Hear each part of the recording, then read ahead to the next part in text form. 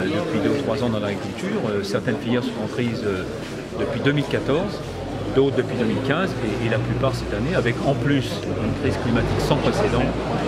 On peut dire maintenant, tous les experts sont d'accord pour le reconnaître, c'est sans doute la pire des années agricoles depuis l'après-guerre, la pire des années agricoles. Une perte qui va être cumulée dans les exploitations agricoles, je ne parle même pas des coopératives, des industriels, de l'agrofourniture, plus de 5 milliards d'euros cette année, c'est colossal. Quelle est la spécificité de l'agriculture dans l'Orne selon vous? C'est justement sa diversité. Ouais. C'est sa diversité, mais c'est aussi les paysages. On est ici sur l'exploitation, je ne sais pas, elle a peut-être été choisie. Oui, d'ailleurs, j'allais vous demander pourquoi vous venez dans cette exploitation-là. Est-ce que c'est un modèle ou... Et de l'autre, on a des terres plutôt de la plaine. Ouais. Donc ça caractérise parfaitement ce qu'est ce département. Mais là où on commettrait une erreur fondamentale, ce serait de considérer que demain, il y a une espèce de monolithisme qui s'installe dans l'agriculture française et que tout le monde va faire la même chose et tout le monde va produire la même chose, etc. Ça ne tient pas debout. Soyons concrets. Si on veut protéger le bocage demain, et je pense que c'est évidemment un sujet ô combien important ici, ça suppose au moins 2 choses. D'abord, 1, qu'on ait des éleveurs. Oui. On finirait par l'oublier. 2, que ces éleveurs gagnent leur vie, tirent un revenu de leur activité. Est-ce qu'ils gagnent leur vie, les éleveurs, dans l'Orne? Parce que j'ai entendu dire que le désespoir était quand même assez Bien fort. sûr qu'il est grand. Il est grand comme partout en France, parce qu'encore une fois, on cumule cette année plusieurs aléas.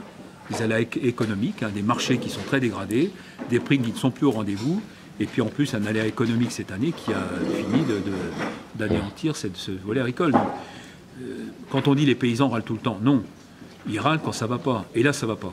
Et croyez-moi, il y a une vraie résilience dans l'agriculture qu'on n'a pas ailleurs.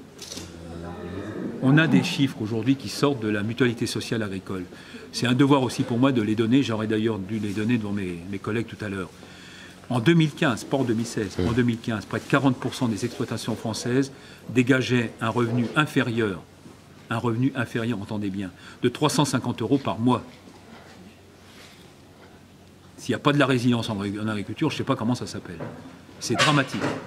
Et ce ne sont pas des chiffres qui sont tordus, puisque ce sont des déclarations fiscales qui sont transmises à la mutualité sociale agricole pour qu'elle applique ensuite le taux de cotisation appliqué à l'agriculteur.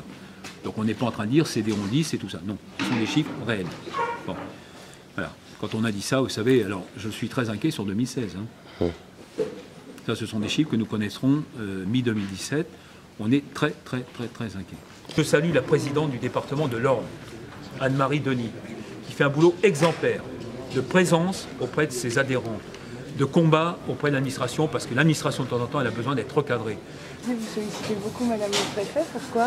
On la sollicite face aux difficultés. L'an passé, en 2015, on a travaillé ensemble par rapport à la cellule de crise. On travaille ensemble aussi sur tout ce qui est problématique environnementale et avec les administrations. On a réussi à trouver une entente qui a été une très bonne entente sur le classement des cours d'eau. On a fait un très bon travail. Bon, je pense que l'aspect relationnel qu'on a entre nous permet d'avancer plus vite dans le département. Vous êtes d'accord, Madame?